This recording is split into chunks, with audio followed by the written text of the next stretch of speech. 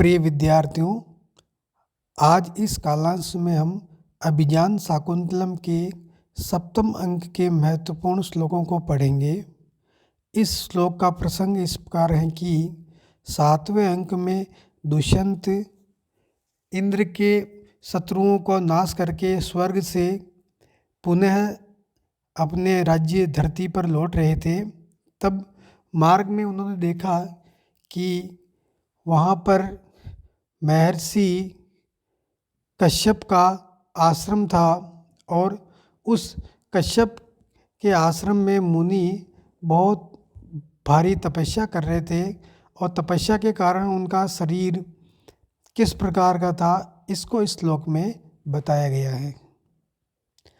वल्मीकार्द निमग्न मूर्तिरुषा संदष्ट सर्प त्वचा कंठे जीर्णलता प्रतानवलये नात्यर्थ संपीडितः असंव्यापि सकुंत नीड निचितं विभ्रजटामण्डलं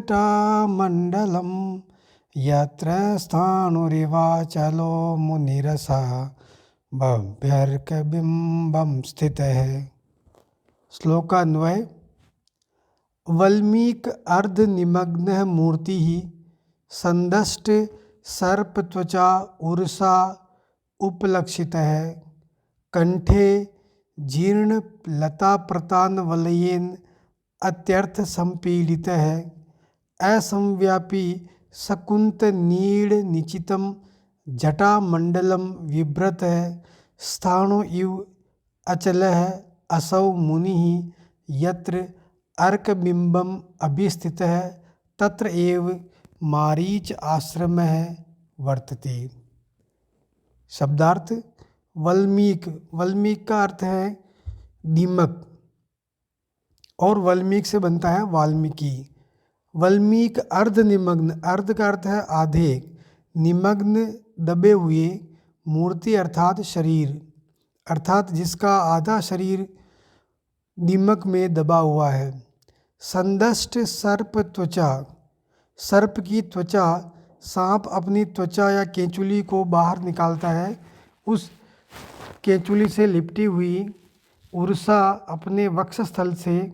जीर्ण लता प्रतान वलयेन, जीर्ण अर्थात पुरानी, लता प्रतान अर्थात लता के तंतु के, वलय अर्थात समूह से अत्यर्थ संपीड़ित है, अत्यर्थ बहुत अधिक, संपीड़ित पीड़ा पाते हुए, असंव्यापी अपने कंधे तक विस्तृत, शकुंत नीड़ निचितम, शकुंत अर्थात पक्षियों के, नीड़ अर्थात घोंसलों से युक्त, जटा मंडलम बालों को समूह को, बिभ्रत धारण करते हुए, स्थाणु एक सूखे वृक्ष के समान, अचल है निश्चल स्थिर, अर्क बिंबम, अर्क अर्थात सूर्य, बिंब अर्थात सूर्य के मंडल को, अभिस्थित है देखते हुए, मारीच आश्रम है वर्तते, मारीच ऋषि का आश्रम है।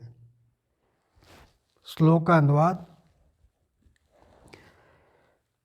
महर्षि मारीच ने बहुत भयंकर तपस्या की है, इस कारण से उनका आधा शरीर स्थिर रहने से दीमक से ढक गया है और उनके वक्षस्थल पर, अपने छाती पर सांप की लिपटी हुई केंचुली हैं और उनके गले में सूखी हुई पुरानी लता के समूह से उनका कंठ पीड़ित हैं और उनके कंधे पर फैले हुए पक्षियों के घोंसलों से युक्त उनका जटा समूह है। उनकी जटाएं कंधे तक फैली हुई है जिसमें पक्षियों के घोंसले बनाए हुए हैं। इस प्रकार वर्षों तक बिना हिले स्थिर रहकर ठूंठ की तरह तपस्या करने से निश्चल वह मुनि अपने सूर्य आँखों से अपने सूर्य मंडल को निरंतर देख रहे हैं और वर्षों से साधना में, भयंकर तपस्या में लीन है। ऐसा यह मारीच ऋषि का आश्रम है। कवि ने इस श्लोक में मारीच ऋषि को वर्षों तक बिना हिले तपस्या करने से उनके शरीर में लताएं, दीमक, सर्प की केचुली और वृक्षों के घोंसले आदि बन गए हैं, इसको वर्णन किया है। इस श्लोक का प्रसंग इस प्रकार है कि जब दुष्यंत मारीच ऋषि के आश्रम में जाते हैं तब वहाँ पर उनको एक बालक दिखाई देता है और वह बालक एक शेरनी के दूध पी रहे छोटे से शिशु को बहुत प्रयास करके और खींच लेता है और उसको दूध पीने से रोक करके और उसके मुंह को खोलते हुए उसके दांत गिन रहा है। तब राजा दुष्यंत सोचते हैं कि ऐसा बालक जो छोटा है, बहुत प्रिय लग रहा है, इसके जैसे बालकों को अगर कोई पिता अपनी गोद में लेवे और वह मिट्टी में भरे हुए बालक से यदि पिता की गोद मैली हो जाए तो भी वो पिता धन्य है। यहाँ संतान के सुख को बताया है। आलक्ष्य दंत मुकुला निमित हासे रव्यक्त वर्ण रमणीय वचः प्रवत्तिन अंकाश्रय प्रणयिन स्तनयान्वयन्तो धन्यास्तदंग रजसा मलिनी भवन्ति। श्लोकान्वय अनिमित्त हासैः आलक्ष्य दंत मुकुलान अव्यक्त वर्णाम रमणीवचः प्रवत्तिन अंकाश्रय प्रणयिन तनयान वहन्तः धन्यः तत् अंक रजसा मलिनी भवन्ति। शब्दों के अर्थ अनिमित्त, निमित्त का अर्थ होता है कारण, अनिमित्त बिना कारण के, हास अर्थात हंसने से, बिना कारण के हंसने से, आलक्ष्य दंत मुकुलान, आलक्ष्य अर्थात दिखाई देते हुए, दंत अर्थात दांतों के, मुकुलान अर्थात अंकुर अर्थात जिन छोटे शिशुओं के दांत अभी निकल रहे हैं। अव्यक्त वर्ण रमणीय वचः प्रवृत्ति, अव्यक्त अर्थात अस्पष्ट, वर्ण अर्थात रंग के, रमणीय वचः, रमणीय अर्थात सुंदर, वचः अर्थात वाणी, प्रवृत्तिन अर्थात बोलने से, अर्थात जिन बालकों को तुतलाने से जिनकी उच्चारण स्पष्ट नहीं होता है, ऐसे सुंदर तुतलाते हुए बालकों के अंकाश्रय प्रणयीन है। अंक अर्थात गोद, आश्रय अर्थात रहने से, प्रणयीन अर्थात प्रेम वाला अर्थात गोद में लेने के इच्छुक, तनयान अर्थात पुत्रों को, वहनतः धारण करते हुए, गोद में रखते हुए, तत् अर्थात उन पिताओं के, अंक अर्थात शरीर, रजसा, रज अर्थात धूल, धूल से मलिनी भवंती मैले हो जाते हैं। राजा इस श्लोक में बालक को देखकर अपने मन के भावों को बताते हुए कहता है कि छोटा बालक बिना कारण के ही हंसता है, इस कारण से उसके मुंह के जो दांत अभी निकल रहे हैं अंकुर के जैसे हैं वो दिखलाई दे रहे हैं, और दांत कम होने से ऐसा बालक अक्षरों को स्पष्ट बोल नहीं पाता है, इस कारण से तुतलाती हुई बोली बहुत सुंदर लगती है। और ऐसे बालक, ऐसे शिशु मेले हैं, खेलते हैं तब धूल में होते हैं, और यदि ऐसे बालकों को उनके पिता अपनी गोद में लेते हैं तो भले ही उनके वस्त्र मेले हो जाएं, पर ऐसे संतान वाले पिता धन्य होते हैं। अर्थात यहाँ पर ये कहा गया है कि बालक जो छोटा होता है वह अपनी क्रियाकलापों से बहुत सुंदर दिखाई देता है, और यदि ऐसा बालक मेला भी हो तो भी उसको गोद में लेने से उनके माता पिता धन्य हो जाते हैं। यहाँ पर राजा संतान रहित है, इसलिए जब वह बालक को देखता है तब उसके मन में ऐसी भावना आती है। इस श्लोक में राजा उस बालक से कहता है कि तुमने इस वनवासी पशु पक्षियों को दुखी कर रखा है, और तुम इस आश्रम में जो पशुओं को, पक्षियों को प्रेम से, शांति से रखने की व्यवस्था होती है, तुम उसके विपरीत आचरण कर रहे हो। श्लोक इस प्रकार है। एवमाश्रम विरुद्ध वृत्तिना संयमः किमिति जन्मतस्त्वया सत्व संश्रय सुखोपि दुष्यते कृष्ण सर्प शिशुनेव चंदनः। श्लोकान्वय। एवं आश्रम विरुद्ध वृत्तिना त्वया जन्मतः सत्व संश्रय सुखः अपि संयमः कृष्ण सर्प शिशुना चंदनः इव किम इति दुष्यते। शब्दार्थ। आश्रम विरुद्ध अर्थात आश्रम के विपरीत, वृत्ति अर्थात व्यवहार। आश्रम में सभी पशु पक्षियों को, मनुष्यों को प्रेम से रखते हैं, उनका उत्पीड़न नहीं करते हैं। इस कारण से आश्रम के प्रतिकूल आचरण वाले जन्मतः, जन्म से ही सत्व संश्रय सुख है। सत्व अर्थात प्राणियों को, संश्रय अर्थात आश्रय देने के सुख वाले, संयम है अर्थात अपनी ज्ञानेंद्रियों और कर्मेंद्रियों पर नियंत्रण रखने वाले, कृष्ण सर्प है काले सांप, शिशुना अर्थात सांप के छोटे बच्चे से दूषित किया जा रहा है, प्रदूषित किया जा रहा है। श्लोक का अनुवाद।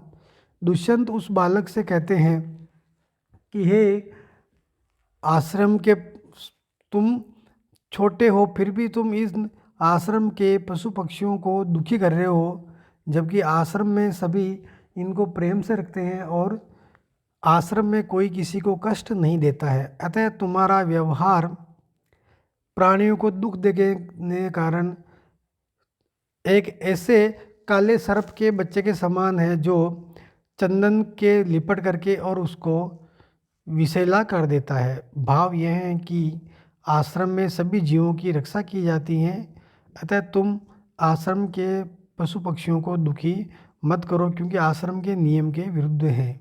जैसे एक सर्प का छोटा बच्चा यदि सुगंधित चंदन के लिपट जाए तो उसको भी वो दूषित कर देता है, ऐसे ही तुम भी अपने इस उदंड आचरण से आश्रम को दूषित कर रहे हो। इस श्लोक में शकुंतला का वर्णन किया गया है।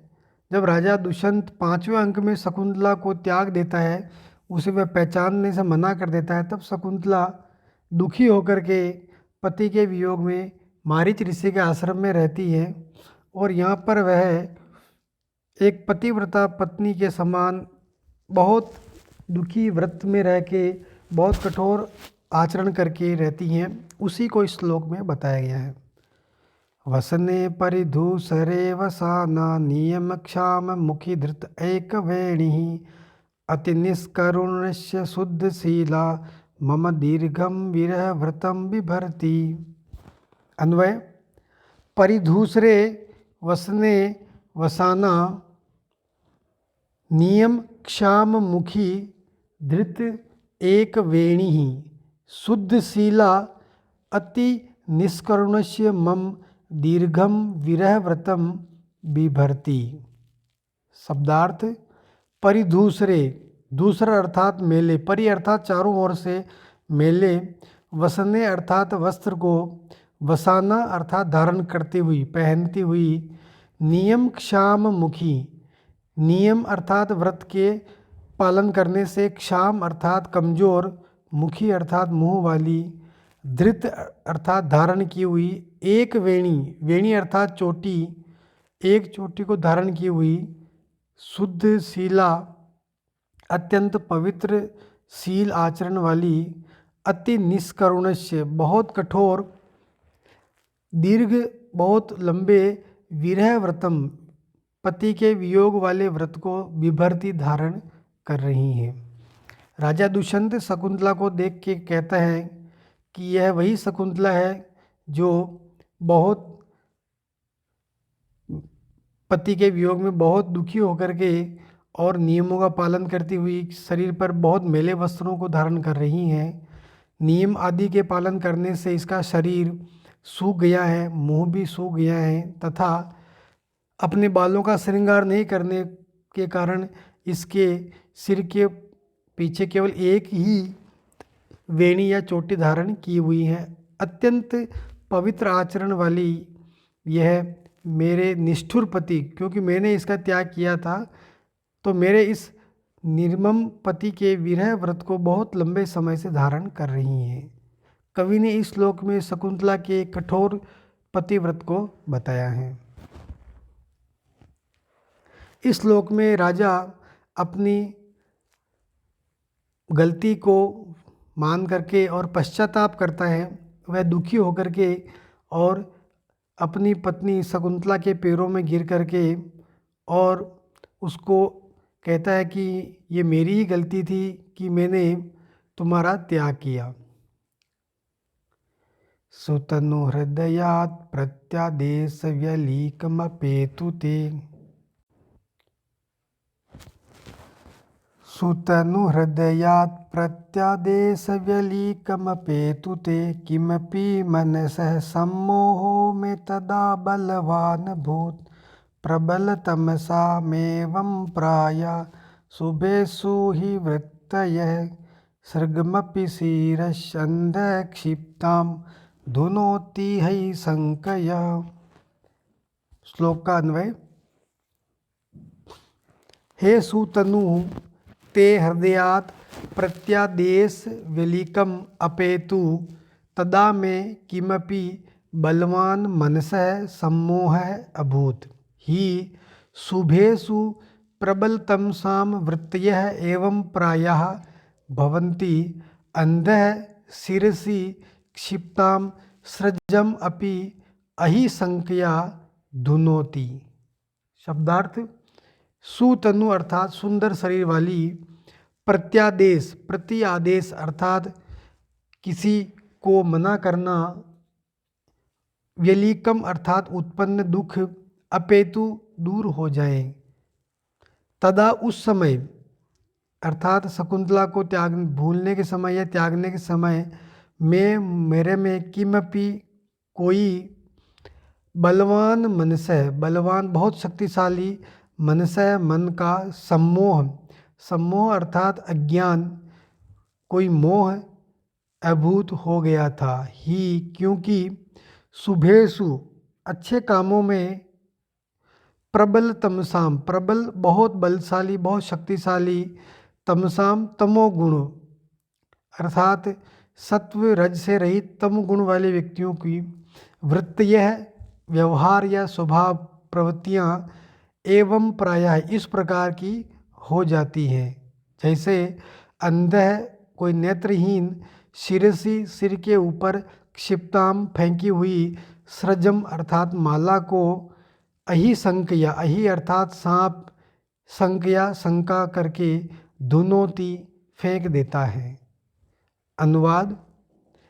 दुष्यंत शकुंतला से कहता है कि ये शकुंतला, मैंने जो तुम्हारा त्याग किया है उसमें मेरा ही दोष है, तुम्हारा दोष नहीं है, क्योंकि तुम्हारे हृदय से जो प्रत्याख्यान किया है मैंने, अर्थात जो मैंने तुझको अस्वीकारा है उससे पीड़ा अब दूर हो जाए, क्योंकि उस समय मेरे मन में कोई अनिर्वचनीय, जो मैं कह नहीं सकता हूँ, ऐसा कोई बहुत भारी अज्ञान या कोई मोह उत्पन्न हो गया था।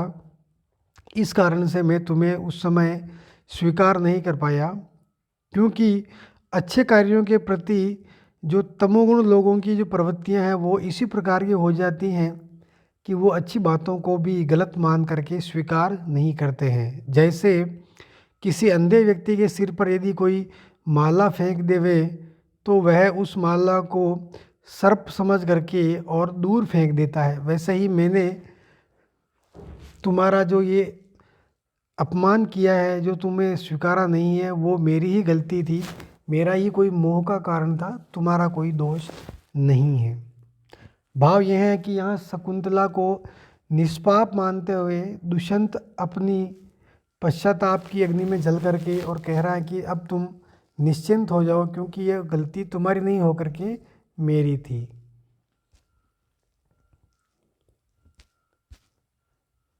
धन्यवाद।